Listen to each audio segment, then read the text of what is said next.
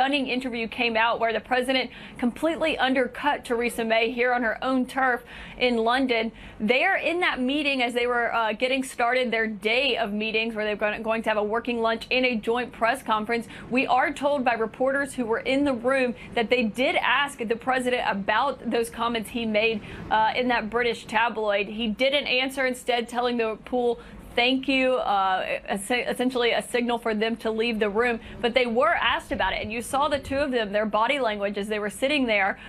Certainly, what we are told by diplomats here is that really British officials have been reeling since that interview dropped last night, where not only did the president criticize Theresa May, saying that her plan for Brexit was going to be poorly executed, which is essentially the worst thing you could say about her because she is in a very politically weak state right now, but he also praised her arch rival Boris Johnson, the foreign secretary who resigned in protest of her Brexit plan. So certainly going to be quite an awkward day for the two of them, but that was the first interaction we had seen of those two leaders since those comments were made and that interview was published late last night, John.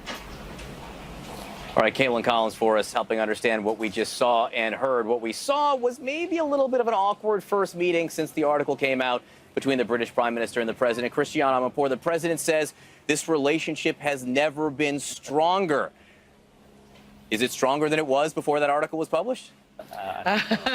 Look, the relationship, look, the two nations, yes, if you go onto the ground, if you see what they're doing, militaries in NATO and this and that, trade is happening, all the rest of it.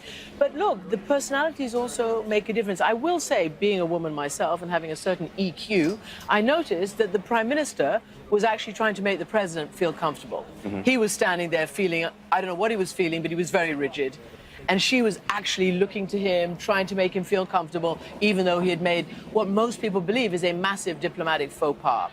And, you know, we'll have these talks and we'll see where it goes. It is very critical for this country, which is why even people who disagree with this president said we cannot ban him from coming to this country. And Matthew, we brought up in jest yesterday when we were just talking, well, will she pull the Hugh Grant moment from Love Actually? We may play that later in the show, but for people who don't remember, in this fictional movie, he plays the British Prime Minister and during a news conference directly confronts a U.S. president. And I think it's become a moment that a lot of people in the United Kingdom feel like they would like to see in reality. For sure, I remember that very distinctly, not least because the movie came out when I was working at Downing Street and you had the relationship between Tony Blair and George W. Bush. And of course, there's a desire from certain parts of the public to see you stand up and have that moment. But of course, the question then comes after it, and then what? Like, you can have your moment in a movie, but in real life, diplomacy does go on. And that's the hard part. To be fair to the Prime Minister, in this situation, whatever you think of Donald Trump personally, there are a number of issues,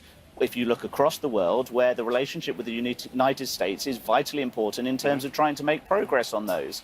Look at the fact that she is going to be the last world leader to speak to him before he goes off to his meeting with President Putin. That's actually a good position for the UK to be in, to try and exert some influence in that role it's traditionally played as a bridge between America and Europe. And you pointed out to me, Matthew, that a majority of British citizens want those two in that room having that meeting right now, even if thousands of people are out protesting on the streets, and even if the president just made that meeting a lot more complicated by this interview he just gave. Matthew Doyle, Christiane Amanpour, a lot more to discuss over the course of this morning. Allison, I'm going to go back to you. The president and the prime minister, they are in that room for a while now with a lot to discuss and perhaps even more to discuss more delicately than they had anticipated. John, if you thought that there was drama in the UK in the past 24 hours and what you're watching over there, you should have been on Capitol Hill. The political spectacle that played out during this Peter Strzok and Republicans clashed in this epic, very public, heated House hearing. CNN's Evan Perez is live for us with the recap in Washington. Wowza. Right, Allison. Well, FBI agent Peter Strzok speaking publicly for the first time about anti-Trump text messages that he exchanged with FBI lawyer Lisa Page. The contentious hearing lasted more than 10 hours and became a spectacle of political grandstanding as Republicans and Democrats alike played for the cameras. Let me be clear, unequivocally and under oath, not once in my 26 years of defending our nation did my personal opinions impact any official action I took. Embattled FBI agent Peter Strzok firing back amid blistering criticism over anti-Trump text messages that he sent while involved in the Russia election interference and Hillary Clinton email investigations. I have the utmost respect for Congress's oversight role, but I strongly believe today's hearing is just another victory notch in Putin's belt. The fiery hearing devolving into a partisan brawl, marked by shouting matches and personal attacks. If it's so frustrating, answer the question. If you'll allow him to, I'm sure he will. You've been out of control since you've been on this committee. Why don't you leave it alone? This is not Benghazi. House Judiciary Chairman Bob Goodlatte threatening to hold Strzok in contempt over his refusal to answer some questions due to FBI guidance. But I may not consult with the FBI's counsel? Only with your own counsel. Mr. Chairman, there's no basis for that. He can consult with the FBI counsel. He's an FBI employee. The gentleman is not recognized. And the chairman is not being proper. Strzok explaining for the first time that he was referring to President Trump's attack on a Gold Star family with this text exchange from August of 2016. Page asks, Trump's not ever going to become president, right? Right? Strzok replies, no, he's not. We'll stop it. My presumption, based on that horrible, disgusting behavior, that the American population would not elect somebody demonstrating that behavior to be president of the United States. It was in no way, unequivocally, any suggestion that me, the FBI, would take any action whatsoever to improperly impact the electoral process for any candidate. Republicans intent on portraying Strzok's texts as evidence of bias. If you want to represent what you said accurately, I'm happy to answer that question, but I don't appreciate what was originally said being changed. I don't give a damn what you appreciate, Agent Strzok. I don't appreciate having an FBI agent with an unprecedented level of animus working on 2 major investigations during 2016. And while Republicans bemoaned his actions, Democrats coming to Strzok's defense. What we're to believe from our Republican majority that you're so biased, you're such a Democrat.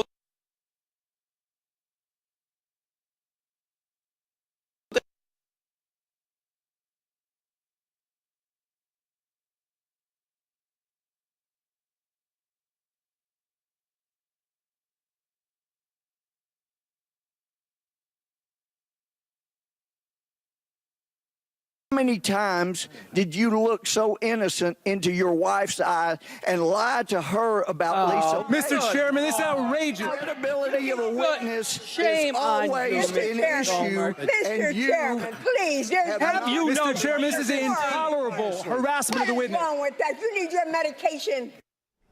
And Allison, former senior FBI lawyer Lisa Page will testify on the Hill today, but she's going to be behind closed doors. Yes, that will be a different tone, we assume. Evan, thank you very much for bringing us all of the lowlights. We are joined now by CNN political analyst Maggie Haberman, and of course, John Avlon is here with us. So, Maggie, I mean, the grandstanding was epic. What jumped out at you?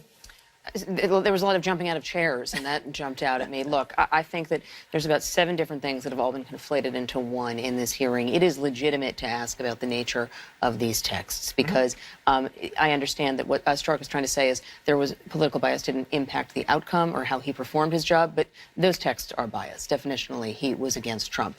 He is making the argument, and it's a pretty credible one, that if he was trying to stop Trump with these investigations, he didn't do a very good job of it. He never mentioned it to anyone. Correct, including not leaking out details, not trying to publicize key facts that he knew that could have impacted public opinion.